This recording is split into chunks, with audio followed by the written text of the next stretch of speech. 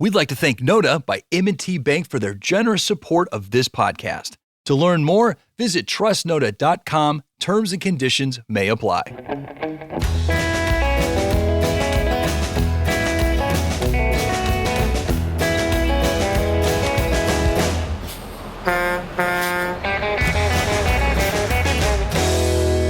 Hello and welcome to another edition of On the Road with Legal Talk Network. This is Laurence Colletti. I'm the host for today's show, which is being recorded from the ABA Tech Show 2021 online in the ether from the cloud using the interwebs. So anyway, joining me now, I have a good friend, Damien Riehl from Fastcase. Welcome to the show. Thank you so much, Laurence. I really enjoy being here.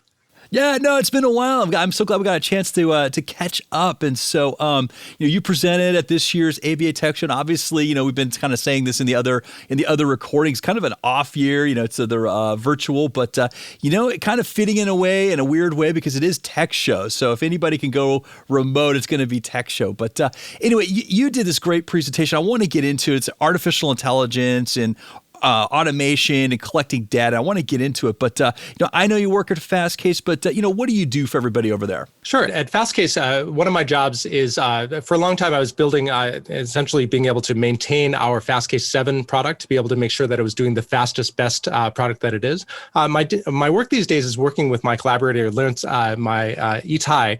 And Itai, for those who don't know him, he's in Judicata, Itai Garari, and he's probably the best legal tech guy I've ever worked with. That he knows how to code. He's also a lawyer. So my job these days is to be able to extract from our data set, which is about 430 million documents or so, extract from that the things that matter, and then feed it back in a way that will help lawyers, whether it be analytics or research or otherwise. So that's in a nutshell. I have a dream job where I'm able to take hundreds of millions of documents and make sense of it in a way that will help with AI. I went through your presentation. It really gave me a new appreciation for all the steps involved in distilling that down. I think really useful information for lawyers. But I got to tell you, it's really high level. I think it's one of those things that I want to walk through step by step to kind of grab all that granular detail, which I don't think is too complicated. I just think it's the terminology that might throw some people off, just because it's probably new. They're used to dealing in statutes and things like that. So let's start with this, just kind of a brief overview of where you went with your presentation. What's kind of the overarching theme? Sure. The overarching is that when people think I want AI, they think of magic. And what I wanted to really get through in my presentation is that AI is not magic. It's just smart people being able to interpret data that every lawyer has at their fingertips, and just being able to run it through a machine to be able to get an answer to a question they're having. And so to get to that answer part, you need to have enough structured data in your system to be able to better answer the questions you really want answered. So really my whole presentation was to demystify what is the easy button that everyone wants in AI, and to give some insights as to the hard work and the cleaning of the data to be able to enable the AI that everybody wants. So mostly I tried to talk about some of the cleaning steps and being able to tag things in a way that will then enable AI. Yeah, I definitely want to get through that step by step. And so, you just mentioned that you're able to go through millions upon millions of documents and sort them down in these meaningful ways. And so when it comes to kind of managing your practice and getting sort of that vital information to help you become a more competitive law firm, from your experience, what is the most useful information that might be at the fingertips of a law firm, but they're just not aware of it? So what's kind of like that low-hanging fruit, and where do you find it? Sure. The biggest thing is being able to figure out what the question is that you really want answered. And that's it seems obvious, but it's not as obvious, because people will say, I want to be able to get insights. Well, really, what are the answers do you want? Do you want to know what practice areas in your law firm are the most profitable? Is your question what documents, who can do the motion to dismiss the best of anyone that I work with? Being able to answer those questions, being able to know what questions to ask is the most important thing. But once you do that, then being able to say, okay, what are the systems that I have in place already that can answer those questions? That might be a document management system, or it might be Clio, or the practice management system, or it might be your billing, be able to look through your narratives. So I would say that to your question, what is the lowest hanging fruit? I would say, there's a saying in photography that the best camera is the camera you have with you. I would say that the best data set is the data set you already have.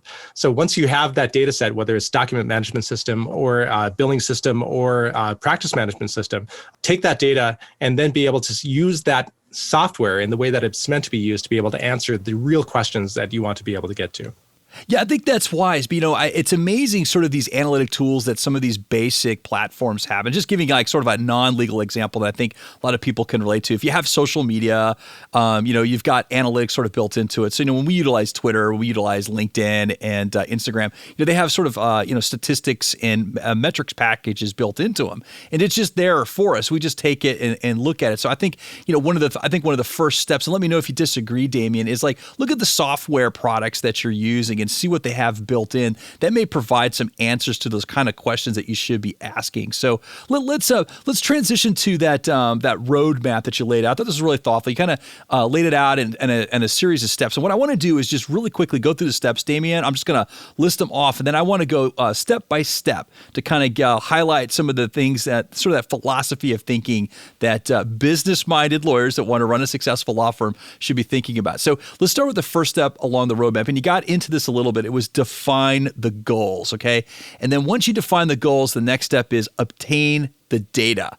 And then once you start getting that data in, you need to scrub it. You need to manage it. And I thought this is the really wise one. I think this is one where a lot of people can get a lot out of it. Scrub that data, maintain that data. Then when it's ready, you can explore the data. And after you've explored it, you can play around with it a little bit, do some modeling, enrich it a little bit. And then after that, the last step is interpret it. Now you can start making business-based decisions on data. So let's go back to that first one. You introduced it a little bit, but there's these questions that lawyers need to start asking themselves. So maybe start with some common questions that someone's like, gosh, I really want to start using data to make better, more accurate decisions. Where should the typical lawyer begin in defining their goals? Indeed. So, of course, a law firm is a business. So a big question that most lawyers have is, how do I be able to be more profitable in my business? And that's something that, it's also a profession. But one question, a business goal that you could have is, for any particular matter type, how much do I usually bill a client? That is, how much revenue do I receive from that matter type, whether that's family law matter or a bankruptcy matter or a civil litigation matter? So one, how much do I make on it? And then second question is, how much does it cost to provide that service? So you have both revenue and cost. And if you think about economics, revenue minus cost equals profit. So really you're thinking about what is the most profitable thing that I do in my practice, and what is the least profitable thing? What is maybe something I, lose money on that it costs me more to do the service that I make on the service? And there's an old joke that I lose money on every one I do, but I'm making it up in volume. So really being able to figure out profitability is something that lawyers think about. So, and data, of course, can tell you profitability, saying how much do I get and how much does it cost? That's one business goal. You could also say, for any particular document type, what do I bill for this document type, whether it's a merger and acquisition agreement or it's a regular NDA or something else like that? What is my revenue for that document type? And what does it cost to be able to draft that document? Anyway, so those are just two things that you will actually have objective answers. And once you be able to get the answers to that, so for any particular matter, you can drill even deeper and ask even cooler questions. But those are good first questions to ask. Yeah, I think that's great. And obviously, law firms, they're all a little different. Some people practice in litigation and some people it's more transactional. And so, their business models are going to be a little different. So you got to be flexible. So let's talk next steps about obtaining data, where you should be looking. Any advice for making sure you're getting all that data into a place that it can be meaningfully managed later? And what you said earlier is the answer to that question. So whatever data, or whatever systems you're using, whether that's a practice management like Lieu, or whether that's your billing system, whatever you're using, use the software you use and see if you can actually get the answers through that software. And if the answer is yes, then really your cleaning job is much easier. If the answer is no, that you need to actually export it from that system into another system, then that's where you might need some additional help to be able to say export from your system into a spreadsheet where you can actually do better analytics to be able to get that data you need. So of course, the real answer to that question is dependent upon what system you have and what you want to do with it. But that's at least an overview of, use the software that as God intended to be used, the software, if that's able. And if you can't actually get the answers using the software, then the next step is to export it from that software into a system where you can do those analyses. Well, in your travels, I mean, are there people out there that can help lawyers with this? It's like, hey, I use this series of platforms. I want to start, consolidating into one place. I can take a look at it. Do you have some recommendations? Are there people out there that can help people or help lawyers with that? There certainly are. And I guess I don't know enough of them to be able to give recommendations. I hate to give one person a recommendation over others. So I would say that, yes, there are lots of consultants. I guess I will say that the folks at Lawyerist are really good at being able to advise, and they probably have a better Rolodex of people that could help with that work.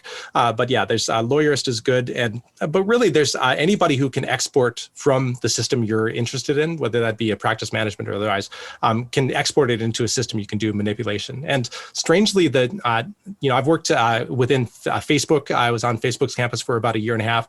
And I was amazed at how many people within Facebook just use spreadsheets. So when you're thinking about, I need to export it from Clio, for example, to something, maybe that's as easy as just exporting it to a spreadsheet that you can do those analyses.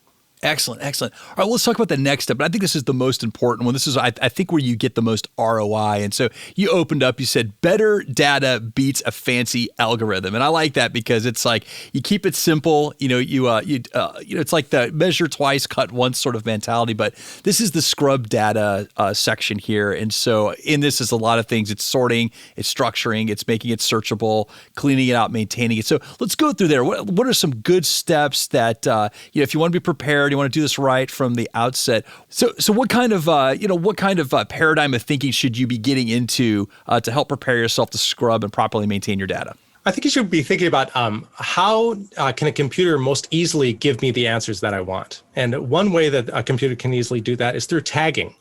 So if you say, okay, I as a lawyer have my family law practice, I also do some bankruptcies, and I also do some civil litigation here and there.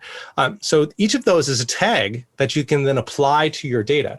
And so and of course, computers can be able to say, okay, if you have a tag, then how many matters do we do for things that have that tag? So you can think about it like Amazon. You go to Amazon, you could say, okay, show me all the shoes. Okay, show me all the men's shoes. Okay, show me all the men's shoes that are size 10 and a half. Okay, show me all the men's shoes 10 and a half that are black. Each of those is a tag that Amazon has applied to the products to be able to give you a better answer, to be able to give you the questions that you're looking for, answer the questions you're looking for. So really think about that as your data. Your practice data is in the same way. Think about all the things that you care about within your practice that either makes you money or costs you money, and that either wins cases or loses cases, and then tag it. So tag that data in a way that the machine can then say, oh yeah, I can tell you what kind of family law matters you have in front of Judge Smith in the second district. And then based on those, you can say, okay, what's my revenue for those? And what's my cost for those? And how often does Judge Smith rule in my favor versus the other person's favor?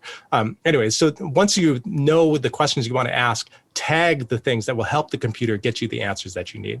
So that's being able to clean the data and be able to then also be able to tag the data are the two most important things. And essentially what you're talking about with tagging the data is applying certain terms to it to make it searchable and findable. And so one of the issues that you handled in your presentation was talking about applying a uniform standard for that tagging, finding across your firm words and phrases that your fellow lawyers at your firm will also recognize. So you said there's some standards for law that you could turn to kind of use that as guidance for helping create those search terms for your data? And that's exactly right. Yeah. So the biggest and the one that I'm most closely involved with is called SALI. It's spelled SALI. It's the Standards for the Advancement of Legal Initiatives, I think is what SALI stands for. And they've already got a ready-made list of about over 5,000 tags that you don't have to recreate the wheel. So you can look to that SALI data set and be able to say, okay, of those 5,000, I want these 10. Or I want these 15 that actually apply to me. And the benefit of doing that is, one, you don't spend a lot of time thinking through the taxonomy. But number two, most importantly, is that you're using the same taxonomy that Lexis and Thomson Reuters and Fastcase, where I work, we're also using that same SALI taxonomy. So if you then want to run a query across Fastcase and say, show me all the cases that you have in front of Judge Smith in the second district that relate to family law matters, you and I will be speaking the same language, and I can serve to you from Fastcase all of the data you're looking for in that structured way. So the benefit number one, you don't need to recreate the wheel. Benefit number two is you using the same tags that others in the industry are too. Now, the next step, exploring data, seemed to me more to me like you're going through and inspecting it. You're sort of, in a way, so analyzing what you already had. So you've already defined your goals. You've already obtained it. You've gone, taken some measures to sort it, structure it, make it searchable, maybe cleaned it out, remove some duplicate data entries and things like that. So you've gone through maintaining it. Now you're basically taking a look at it to see what you have. Is that kind of what you meant by exploring data? That's exactly right. That's the coolest part of data science, is to be able to explore it and say, oh, isn't that interesting? I actually make more money in this kind of matter than in that kind of matter. And boy, isn't that weird? If I say, show me only the matters in front of Judge Smith, it looks like, I'm able to finish the matters in front of Judge Smith faster, and I make more money in those. Boy, isn't that weird? Let me try that on Judge Jones, right? And so you're able to, the cool part about that explore data phase is that you're able to ask more questions now that you're able to see the data. It's not just about the answers you get from the questions you originally thought, but that explore data stage, you can actually figure out new questions that will answer other questions, answer other questions you may have. And then the next step kind of builds upon that. So now you're going to take this data after you've explored it, you start making some models, you start enriching it. So now you're saying, wow, I didn't realize this about my practice. I'd like to learn a little bit more about this. And so you maybe go back in, plug some more data in. So you're kind of reiterating, right? You're trying to perfect this. So you're trying to model, you're trying to create something with, you're trying to enrich the data, maybe pull in some additional data. And then from there, it's getting a little bit more usable. Is that a good way to describe the next step? That's exactly right. Yeah. And the iterate stage can be in any one of the stages that we've gone through, because as you're asking the questions and defining your goals may change during the process. Example is Docket Alarm is a Fastcase product that has over 420 million documents. So with that really rich data set, you can run analytics to be able to say, how many of these types of matters has Judge Smith had? How many breach of contract matters has Judge Smith had? And you get an answer. And then after you do that, say, oh, interesting. How many of those has a woman been at the litigant? And you can get that answer. So anyway, so that iterate step is be able to say, oh, now that I know the answer to the first question, I can iterate and be able to answer the second question and the third question. And that's the most important, and I would argue the most fun part of data science. And the last part, of course, is turning this into something that's profitable. So your return on investment is now you'll be able to use this information to start making business decisions. So one thing that this is my last question for you, Damien. Since this has been created internally within an organization, and now the last step is you want to start using this data. You've defined the goals, you've obtained the data, you've scrubbed it, you've explored it, you've created your own models and everything. How do you prevent yourself from having like a confirmation bias? Basically you're telling yourself what you want to hear. It's like, oh, I think that these cases are our most profitable. You would like to hear that because you like doing them, but the truth might be something different. How do you avoid a confirmation bias when you interpret your own data? That's a really good question. And yeah, so those who know data science know that confirmation bias is a real thing, not just with legal side, but also for any scientist. You start out a scientific effort with a hypothesis, and you generally try to prove or disprove that hypothesis. So in a sense, that is confirmation bias. So I guess the way to combat that is to say that when I'm asking this question, I'm going to go wherever the data leads me. If the data leads me to see that the thing that I love the most, the area of law I love practicing the most, is actually the least profitable. And oh, by the way, I actually might be spending more money than I'm actually generating, so that as I'm losing money on every case that I take. That is a tough pill to swallow. But I think in the onset of any data science project, you have to be essentially saying, I'm going to follow the data where it follows, even if it's uncomfortable and even if it takes me to a place that I don't like. Data doesn't lie. In God we trust. Everyone else can bring data. And so I think that following the data where it leads is something everybody should strive to do. Well, we've reached the end of the road for this episode, but I want to thank our guest, Damien, for joining us. Thank you, sir. Thank you so much, Laurence. I love your program, and I really enjoyed being with you. Thank you for coming on. And please tell our friends over there at Fastcase, Ed, Phil, Steve, Christina, Michael, Super Joe, and Carly, hello for us, please. I certainly will. They're the greatest team on the planet, and I love going to work every day. And thank you, listeners, for tuning in. If you like what you heard, please rate and leave us a review in your favorite podcasting app. We'll see you next time for another episode of On the Road with Legal Talk Network. If you'd like more information about what you've heard today, please visit LegalTalkNetwork.com. Subscribe via iTunes and RSS. Find us on Twitter and Facebook, or download our free Legal Talk Network app in Google Play and iTunes. The views expressed by the participants of this program are their own and do not represent the views of, nor are they endorsed by, Legal Talk Network, its officers, directors, employees, agents, representatives, shareholders, and subsidiaries. None of the content should be considered legal advice. As always, consult a lawyer.